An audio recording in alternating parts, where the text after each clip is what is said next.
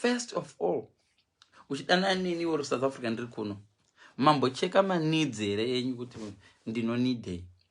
Because vamwe venyu murodanana nepicture nevideo for 1 year 2 years. Kune vanhu vakawanda vari kuna Africa vava ne 2 years vari murelationship nemunhu wasati wambosangana naye kana once.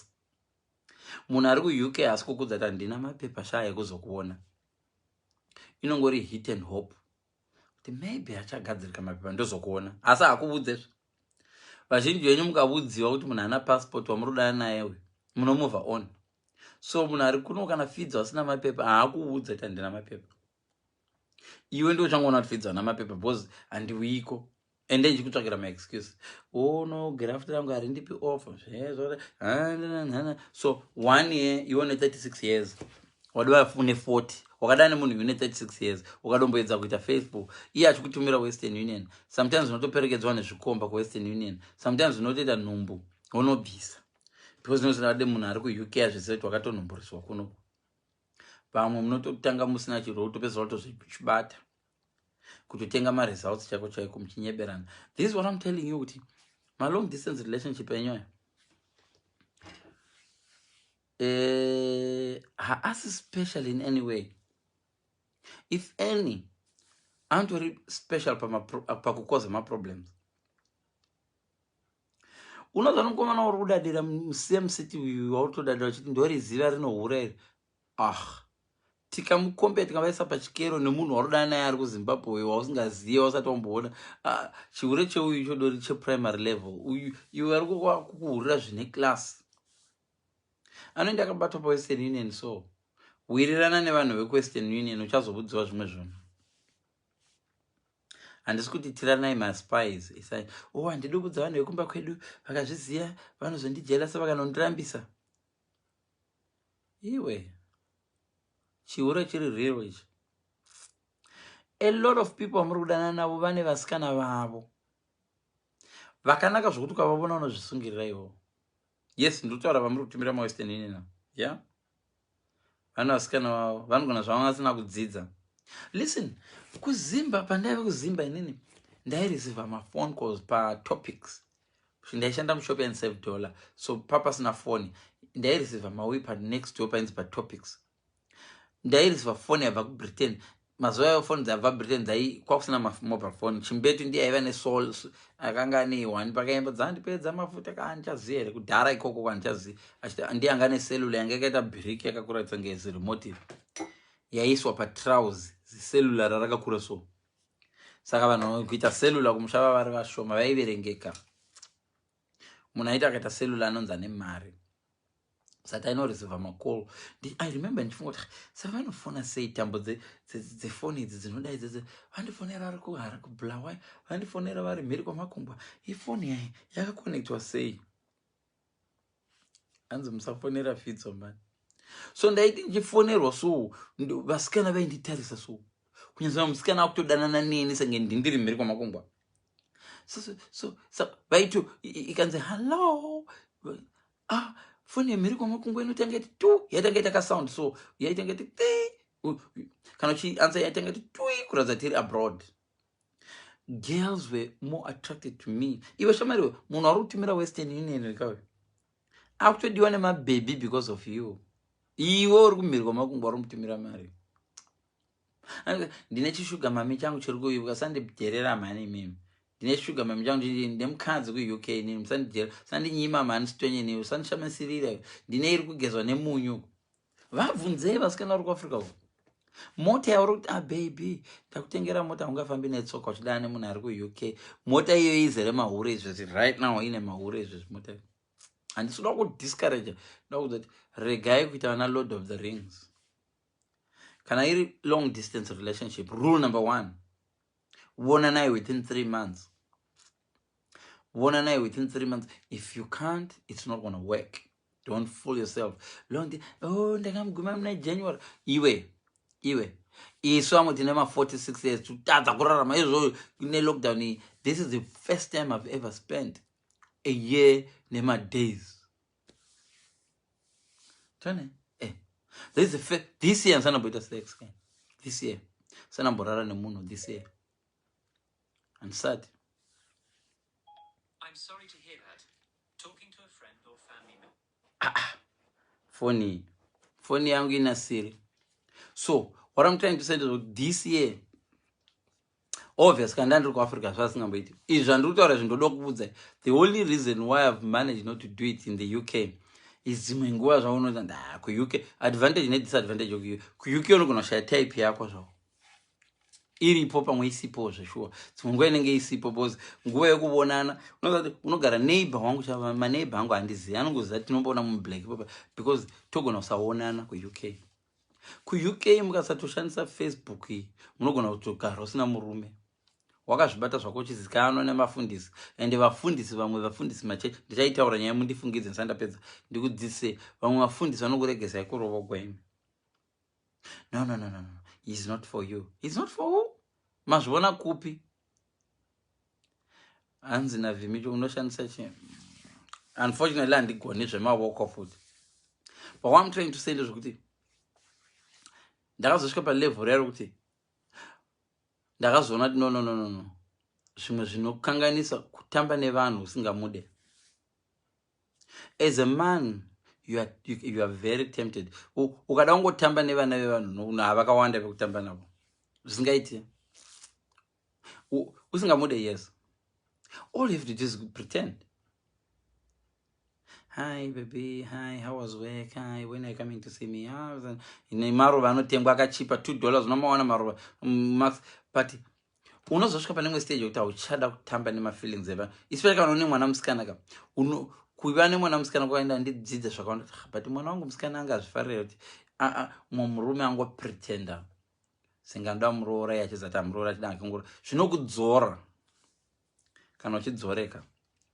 I'm not saying ndo zvakandidzora but inini zvangu ndasvika pastage yekuti ka handichada kuinvesta into unosvika pakuzati hauchada kungorima unoza kumusha ka vabereki vedu achitanga kurima pagombo vanokanda mbeu nepachuru pachikana hachimeri chepachuru chinotsva chibage vakakanda this year vakakanda next year vana chibage chepachuru chinotsva vakatadza kuchera churu ichocho achichisa vhu racho kune rimwe kusina next time unoona vachijamba pavanenge vachidira mbeu vanosiya pachuru havaisi. Ndakazviona ndichikura ndaenda kumunda ndaiona ana baba vasinga wanzi donedzai chibage chidonedza kana vachirima zvazve waizonzwa vakuti no pachuru musaisa muri kuwaista mbeu vanenge vakuziva kuti pachuru hachimeri. Ndo stage yaunofanirwa kusvika kana wako age dzedu dzana fidzo mid 40s unofanirwa kuziva no apa pamwe hapachadi kungoiswa mbeu apa pamwe hapachi you can't invest in such relationships. You're wasting your time and you don't want to waste time yeva and ivo vanhu vachona vari kuma40s vamwe vachona vakadzi vakuziva zvavanoda. But there's no point kuti iwo chinzwa kushada kuita mwana unotora nomunhu ane 48 arikutokudza kuti vana vangu vakura ndangoda zvongofara kana uchiziva kuti iwo chidobvunzwa kuti unoda kutalula everyday unotora nomunhu ari kuti ndalula ndakuida once a month.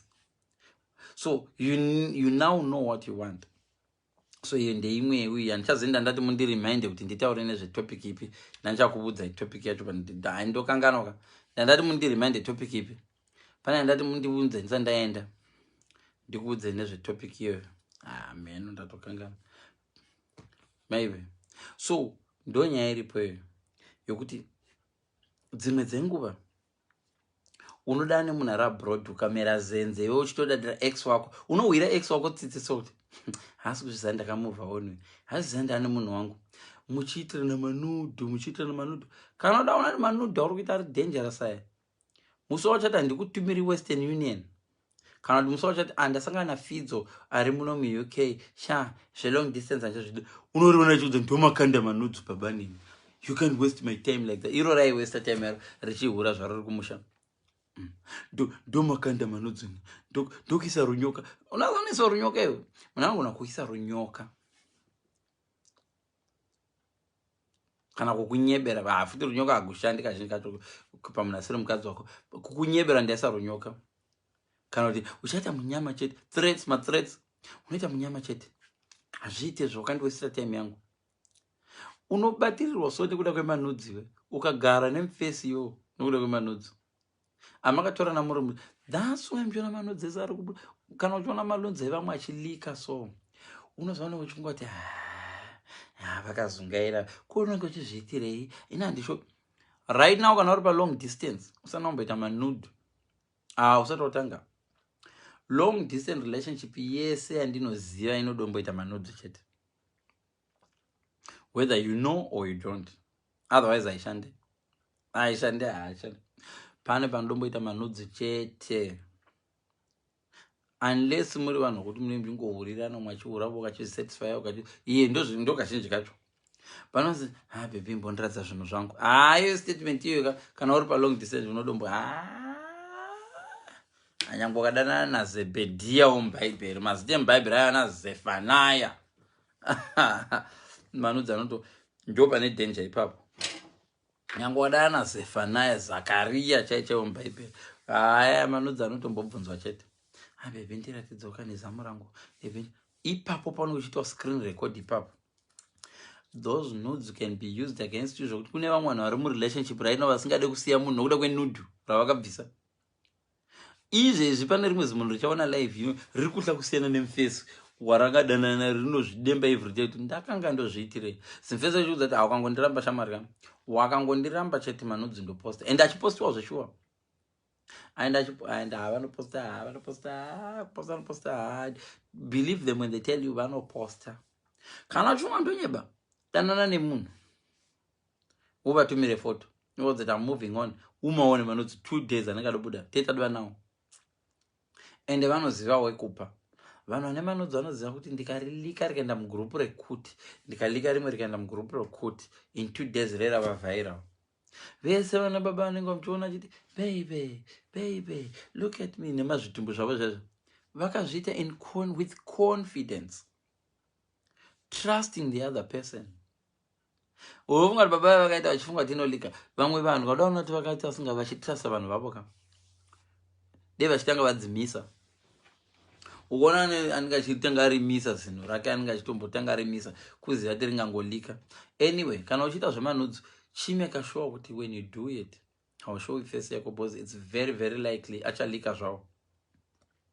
so kana munhu akakuratidza zviri nani kwete kuita kunogadzika foni kuti ayo zviri nani kuti aya usingaise voice rako kana achida kuona face umuti okay uku ndovhara ndokuradza face ndotokudzidzisai wisdom vamwe venyu muri so silly munoita manudi aya baby and unoziva zvanenge achikudza inhema dzari kukuvudza iwe haunombonaka wakashama iwe inzwaka mira ndikudzi you know it yourself come on mira pamira uri wega ndisipo usati ifidzwa nondituka ndaunomira pawega indakadai so ndozvitarisa izvo zvindiri kuzviona ndikabvisa macomments eni ndikaswipe paside ndinotoona chidumbu changu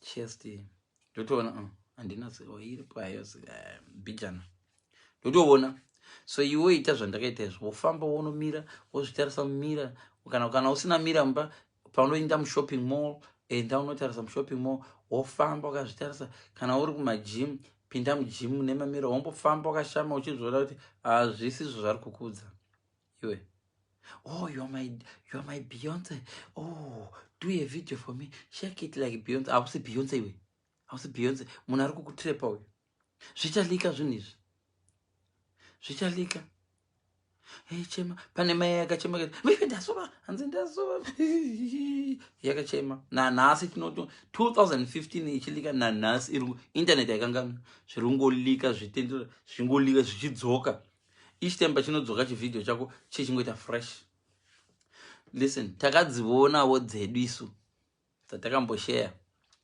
so handiri kudza takadziona dzatakamboshare thank god tatingaisi face unoiona so mugrupu rewhatsapp so nhingi yako kuti nhingi yangu iyo ungomunyarara wega wotonzwa rimwe richi ndeyangu kana iri yakanakawo I'm not joking apo wakaitumira Sandra Madenyika Sandra ndokutumira lula yangu please ndokutumira nditumirewo yako rimwe rino download pota muchidownloada then vapedze fake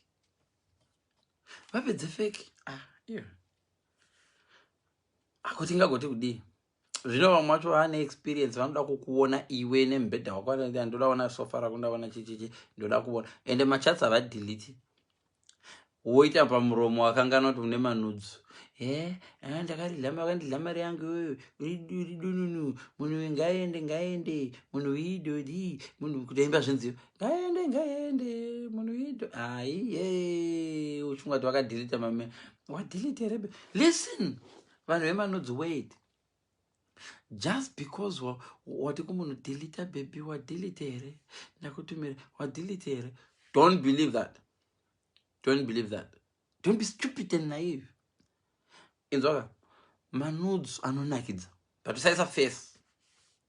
Indotodawo manudes ndotoadawo kana ndichikuda ndowadawo but usaisa face. Iyi advice inobva kwandiri. Kana achida kuona face unoti face yangu iyo wovhara face. Uzoti uda kuona vhuligedhe iyo usaita ndoda kuona zvese tambisa maiwi. Kune vanhu vari kubhadhara rent kuSouth Africa izvezvi hakumboshaikwi 1 or 2 vari kubhadhara rent because munhu achakatsiretena kuti ukangorega ndipa rent ndinoareleasa manudzo ndokuti mupepuke.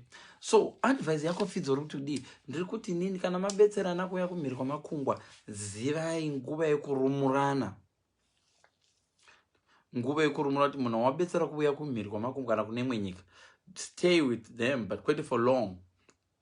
If you're gonna stay with them for long, make sure vanozviziva vasati vabva kumusha.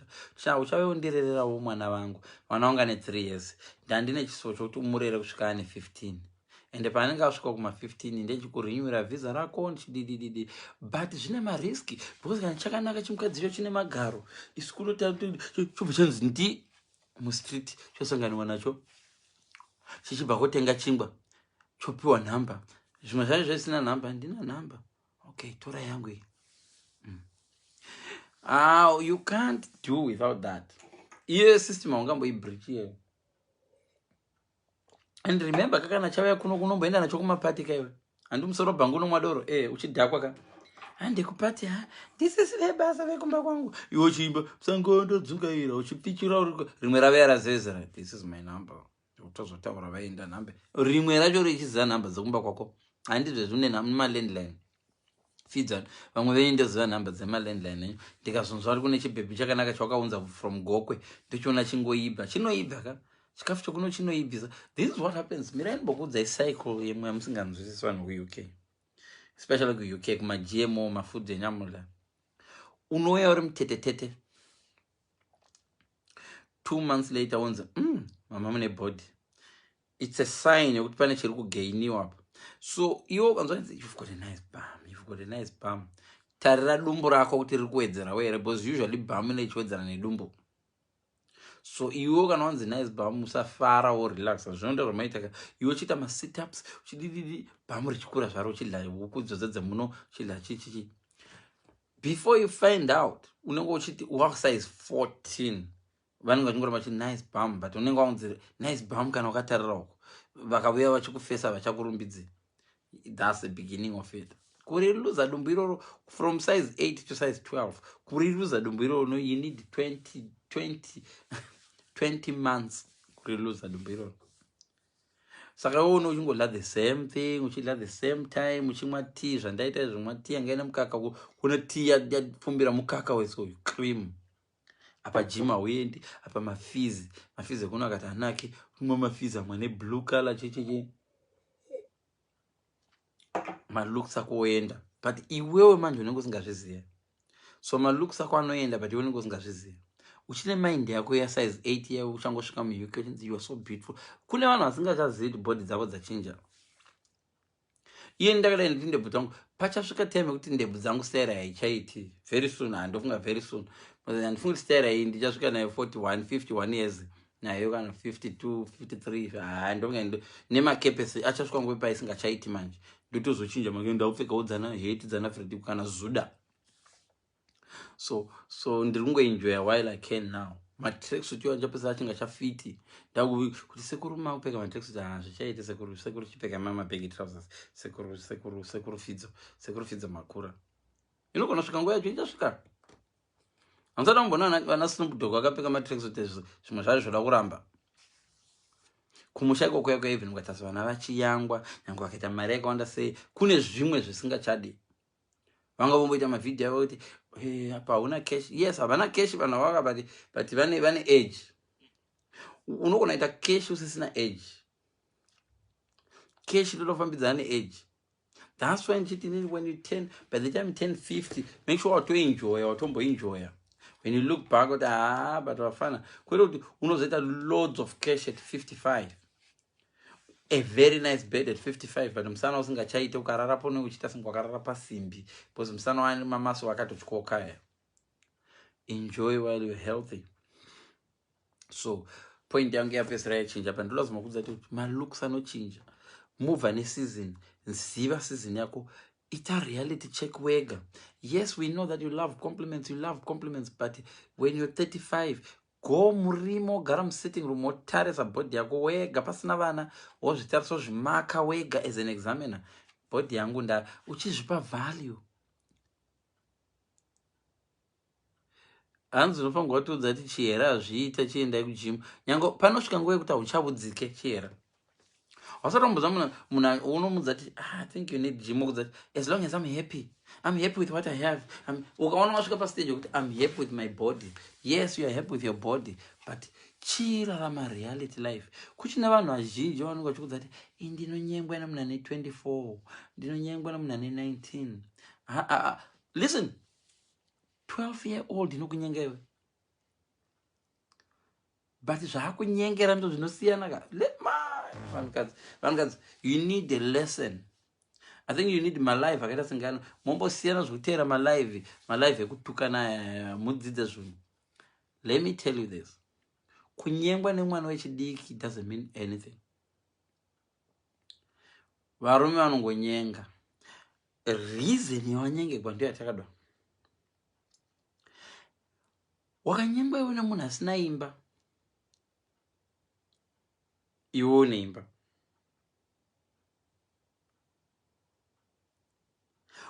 Urega kutarisa mazama ako kuti mazama angu ndofunga ada mazama. Inzwaka ndikavenga ndipo pen tichiri primary na ndipo zve pen yaona crayon ndachiri grade 1 waiti une kana une crayon reyellow nere red. Waita sei kana akaiswa pa table. Kana wapedza nere red waita sei. Waitarisa umwe munhu arushandisa re blue. Woti wapedza here ndikuperi muchiswapa. Tisatamboenda kure. Mumhuri medu tichikura taidya sei food. Zimwe mhuri kunzi lime nyerere, zimwe mhuri kuchinzi ndiani anoda andipe tsvara ndimpe musoro, ndiani anoda mutsipa ndipe bapiro. Come on man. Makakurira kopiko isakakurira kumusha isida. Zimwe mhuri wainzo ndiani anoda bapiro, ndiaona musoro, ndiani anoda musoro tichinjane nechangungu, ndiani huku kumusha. Because mapatsa acho anenge ari limited. Samwe ainhonga musoro asingaude. Achida paurope. Unoza musoro waiwe une kapati kehuro. Ndo kaidyiwa ikako. Waona kuti wakadya kutsatika unenge usingadi but unenge une mwana wamai vako anoda musoro. But mai vangu vanga singabike havo musoro. Ndingopa example dzandaiona dzimba dzevangu. Mai vangu musoro vanga singabike. But tsvara dzainaka ndaidzo ndaitoona senge dzisina nyama. Ndaitoda chidya. But iko zvino tsvara ndo dzangu man. Ndikatoenda kushopi yemecheni ndototenga tsvara dzonaka kumana. But at that time, zvandotamba utando zvodai. So listen, vanhukadzi, kunyengwa munonyengwa even at 90 muchanyengwa. Queen vanonyengwa vaya. Muzimba kaona time zvakanaka naka queen vari pasiti vanonyengwa nemuzimba ne 15 years. Because ndiani asingadoita king, ndiani asingado pinda kwakapinda Megan. So vanhukadzi, let me tell you, don't judge your beauty or your value nekunyengwa. Because vanyengi vanongonyenga shamwari. Like right now, this year I'm going sex game. This year. And I'm not intending to. And if I'm going to it this year. Amen. Good luck to me. Party. Mbuya inenge iri kuma 90. Ikadarika nepazhapo. Maybe zishabira tile kwa chinzi nezishabiri rukuda bondere. Ndi nyenge ini mbuya. But machances ekudiwa nembuya kana uchinyenga ungaiti buyandi kukwire this year nsanda bondere kana kuti unobva kuti are you married gogo, are you married? Oh, my husband died 30 years ago. Really? You're beautiful. You want to come for a drink? Mbuya inogona kufonera kumusha kwayo kuNigeria kana kupi kupi. Mbuya ine 90 years inogona kuchema vadzimu vaya kuti vaimuone ndichiri kuzvihwa ndanyangwa nzara yangu ndio yandituma kunyenga munyengero. Don't judge manyengero. Women ndokunzvira itsitse because you judge maringe nekunyengwa kwenyu. Listen, never trust zvinobuda pamuromo wemunhu ane ndebvu. Ndati kudi ndikati muromo uyu inongori speaker. Same applies nesuwo varume. Tinotrust maspeaker aya ekusoresa maspeaker atoona muna waye. We should never trust maspeaker muna waye. Ndo anodiwa nevarume ka. Imi munoda speaker dzinedzi. Never ever trust zvinotaurwa nemurume nemuromo. Tanga wacheka kuti akadhakwa here. Kudhakwa kwakawanda ka akadhakwa nedoro here kana kuti akadhakwa nekuda bonde. Unodhakwa nekuda bonde. Yes. Ukandiwana ndakadhakwa nekuda bonde ndogwadama pandingarikumbira apa. Ausana mbona murume achigwada ndikumbira. Amusana mumuzwa mavoice note Mwari kulika. Murume achichema so. Iwo but murume hatani kuchema uyu. Chimwana akaguta toni anochemera. Achemi. Listen. Murume anogona kupromisa njanji ndokutengera njanji uko njanji ndoidi ndokutengera nechitima baby zvese nechitima chacho. Zvinongana kuti akadhakwa here nokuda bonde. So girls, ladies, mufesa akadhakwa nokuda kukwira ndege anyatsorohwa nenhamo zvakanaka nhamo ikakurova wakafudza mombe uchienda kudhibha so ikakurova nhamo ukazwana nhamba yemunhu ari kuUK nyangwe akashata zvokushata usinge asiri type yako ukanyatsogara pasi pemengwa uchireceive text message iwe munhu anokurutira poem iwe munhu stop thinking you are so amazing. It's sad news and this would kupula confidence. Ndoda kuti kuti zviri nani udotsvaka zvako munhu ari local. Soro pangu tsvaka munhu ari local waunomonita wokurumidza kumuona kuti itsotsi iwe zvavamwe zvakashanda wani zvisati saka fidza kuti vaduva ne 3 years. Yes, mapepa anonoka kubuda. Mamwe mapepa anotora 8 years. Don't judge kuti zvanenge zvakashanda because if vati vane 4 years vari vese vati vane vana kokuzvara kunorambidzwa. Kuzvara kunorambidzwa. Vamwe venyu kuti aiwa ndine shamwari yangu ini akanoshipa munhu wake from Zimbabwe akamushipa akaveya kuno vachiri vese 4 years now 5 years. Yes, mapepa acho anokutora kana 6 years. Iye kana akangwara munhu abva kuZimbabwe haabude zvasati aita mapepa ake munopengere ungabuda usina maita mapepa kudhopotwa odzokera kunhamo yeye pasi pemengo unodongogara. Vanotouya kumagroups edu achitodza ndiri kunetswa nemukadzi wandinaye anondicontrola too much kuyo unoenda kubasa handina mapepa ndosara nevana. Saka iwe uchingati anonditeerera murume uyu wandaive naye anga asinganditeerera. Inzwa kamusoro pangu. The reason why achikuteerera murume uyu kauyu haana choice. Ndakanaka inini as long as my husband is happy togara chikunzwa mudilero. As long as listen manukadzi idzi nyaya musave palive pangu munoita BP nokuti ndotaura chokwadi. Chokwadi changu chinoboha asi chinobetsera. That's why chona pana vanhu 17 vamwe vanouya chiwande vamwe vanhu ndosangana navo mumastreet umu vamwe vanhu vanondinyara vamwe vanhu vanotonyara kuti vaonekwe kuti vamwe vane maghost account vamwe vanhu vanotogara pedo neni vanondiona so ndichingofamba so vachiti mufesa anotaura chokwadi but vanotonyara kuappreciate. That's Zimbabwean for you and I'm not doing this to get appreciated.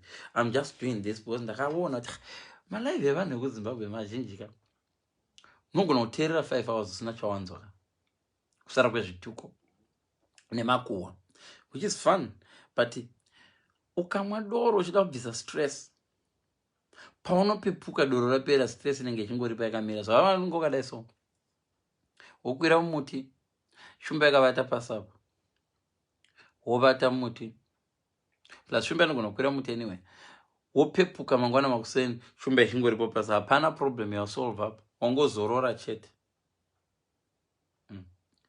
wangozorora chete. So a lot of you guys muri kubva kupepa 1 iri kuno kuBritain, munotsvaka pepa 2 yakadorangwa iri kuZimbabwe yakarambirwa zvakara uyu kuBritain uyoyo zvamakamurambira ka zviripo plus extra kune uyo wamuroda kuunza uyu. So iye semunhu anoziva mission yake is humble. Unfortunately process yekuunza munhu ka yakareba, saka zvinozoita ndezvokuti munogona kumuwana nemunhu wake. Right now ndasvika pastage yokuti ndakuziva vakadzi vomuUK kuti hakuna mukadzi wanowana ari decent looking asina umwe munhu wake. Yes, munonyebera vanoda kunyeberwa kuti I'm single, I've never had a boyfriend, vanobelieve zvavo, but inini netheory yangu ndatodiscover kuti hakuna munhu asina kashurubwi kake. Unomufonera peponzwa sorry handisiko hakuna munhu asina kashurubwi kake, ndona.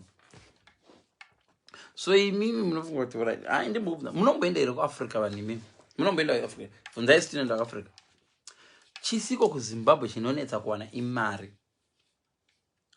Vakadza handi unobvunza mukomana wako anenge akupfimba uyu uri kumhiri kwamakungwa, unomubvunza wai uchindida, hakuna vakadzi kunoko, vakadzi kuno vaisa mahure. Inhema dzake, inhema inhema handi kunyeberai. Vakadzi kumusha variko, chisiko imari chete, ande mari yacho iriko, variko norova madiamond, but chisiko iskini neweather. Imi mbozvibvunza imi vanhu vari kuenda kumusha imi, kwasei squad iri kumusha ichida kungokurovai nyoro pamunoendako?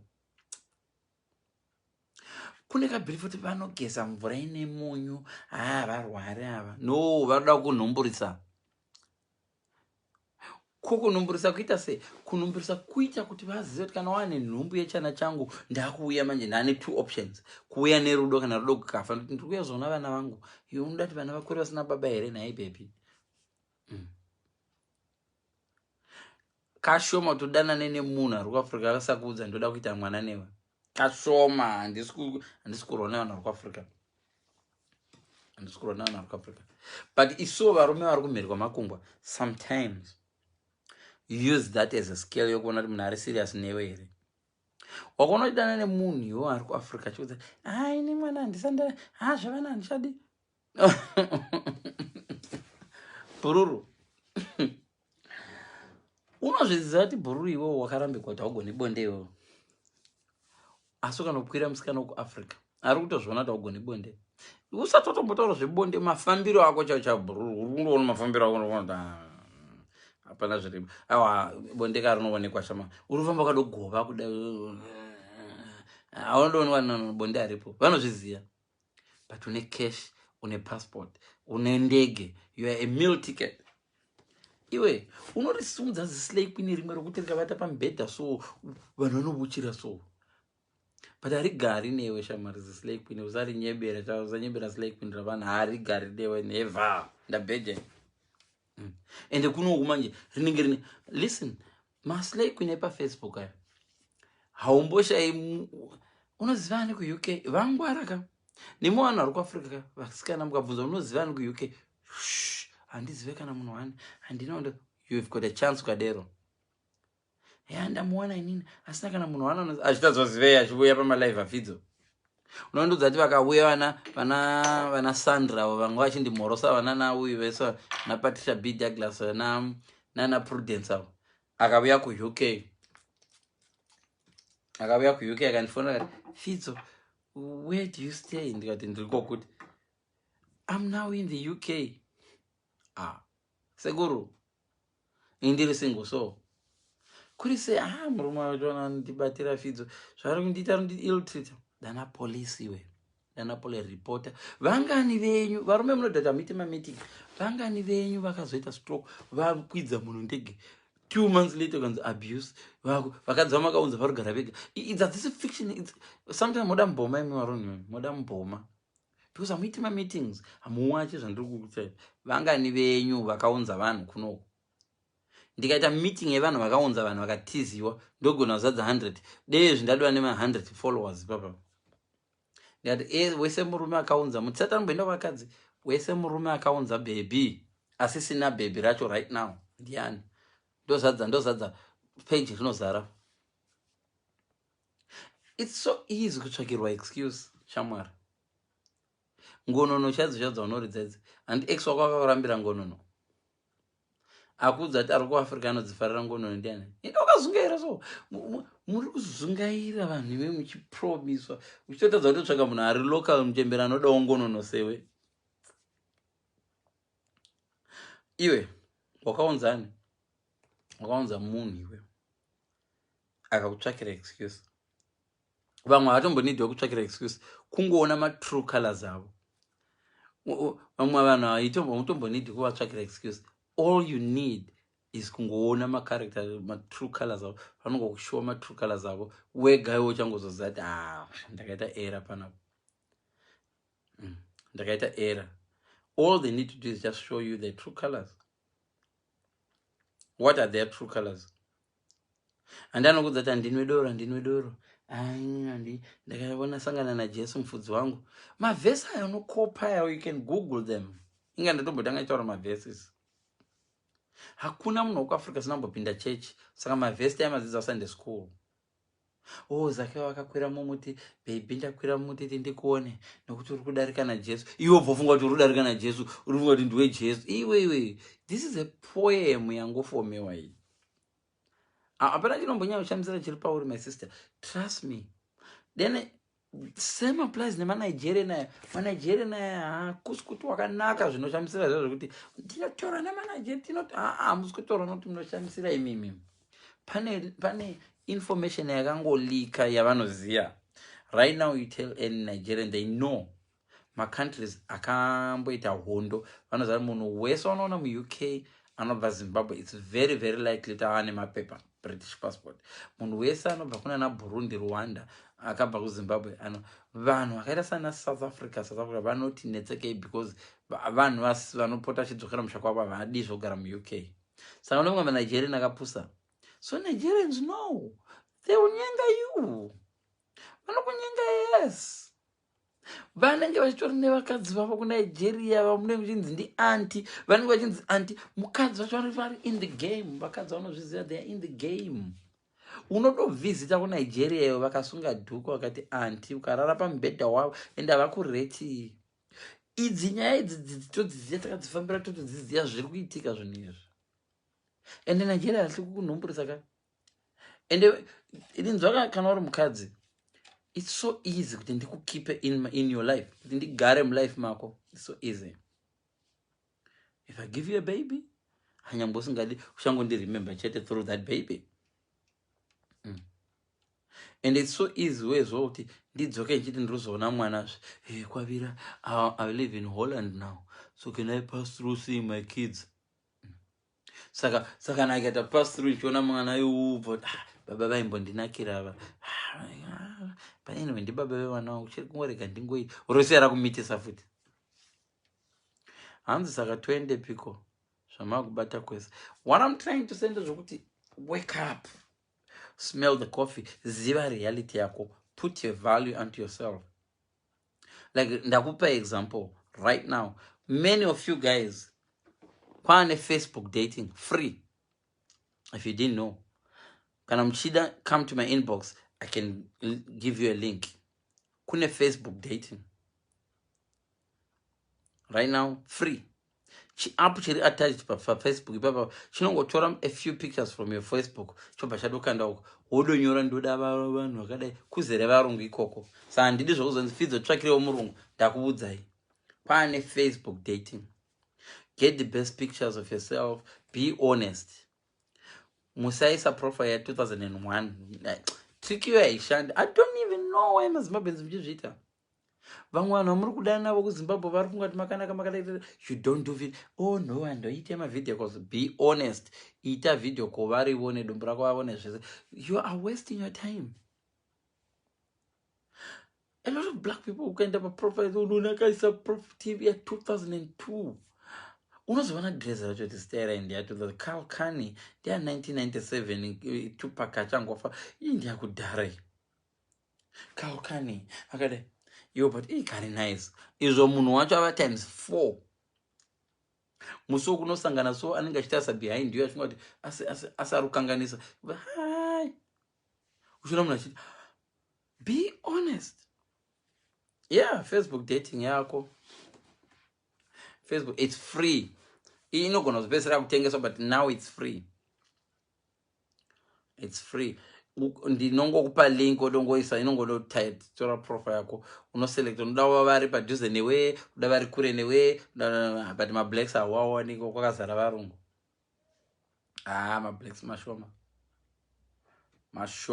mablacks. Ndangona ndakandiwa imomo. It's not like I'm looking. I know exactly what I'm looking for, and I know when I see it, this is what I'm looking for. But what I'm trying to advise you, guys, is my long distance.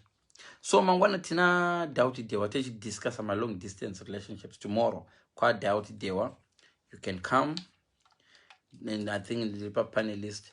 Ndichataura zviri handitauri izvi. Kune zvangu zvandinoshare kwangu. Kune mashero, if you listen to me ndiri padewa, I'm a bit different.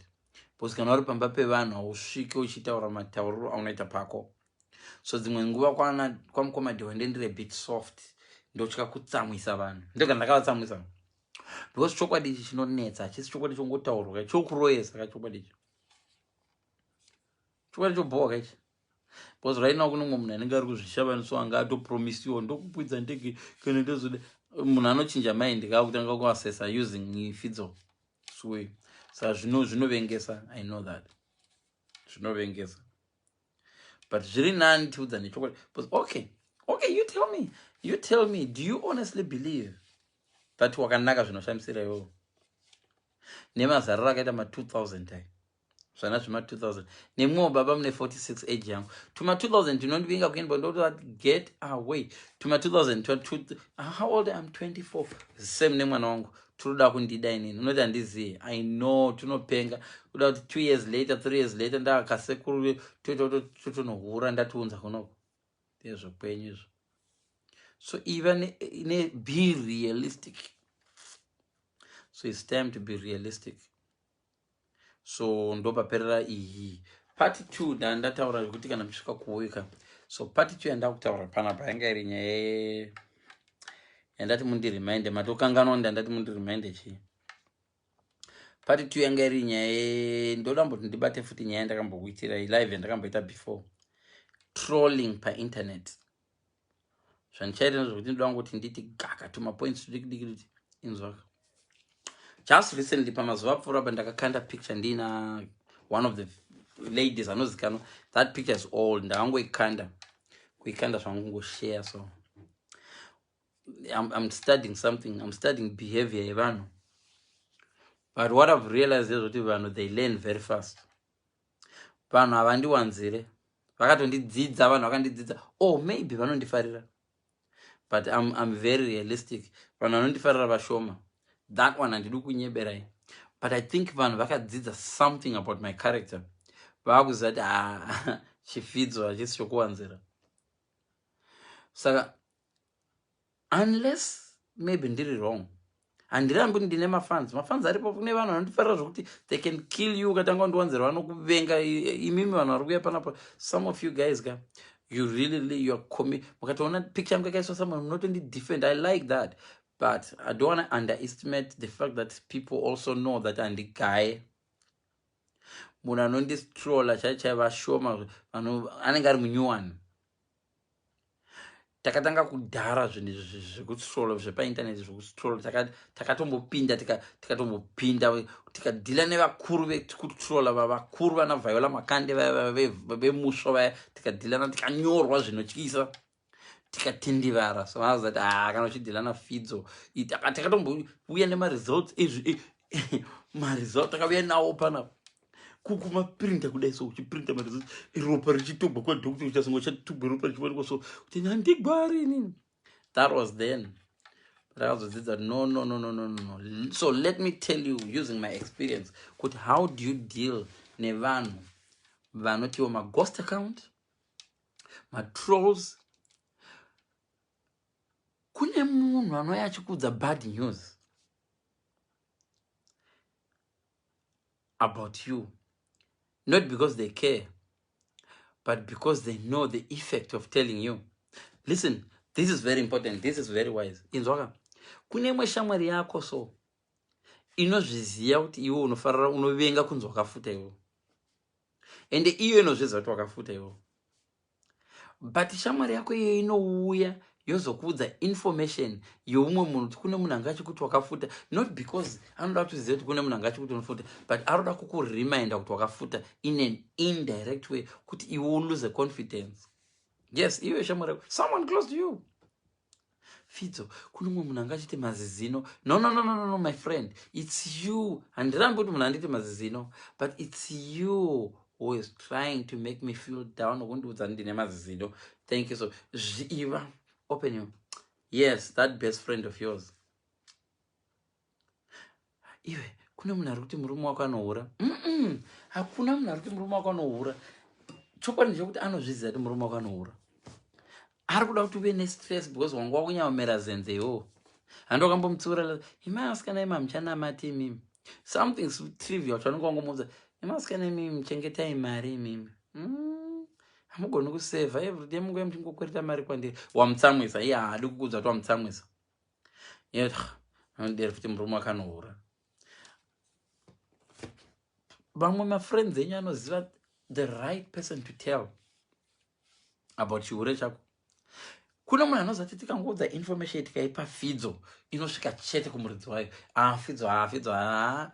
Listen, a lot of troubles amuridzi idzi dzimwe dzacho dziri kutokonzerwa nema-close people to you. Yes.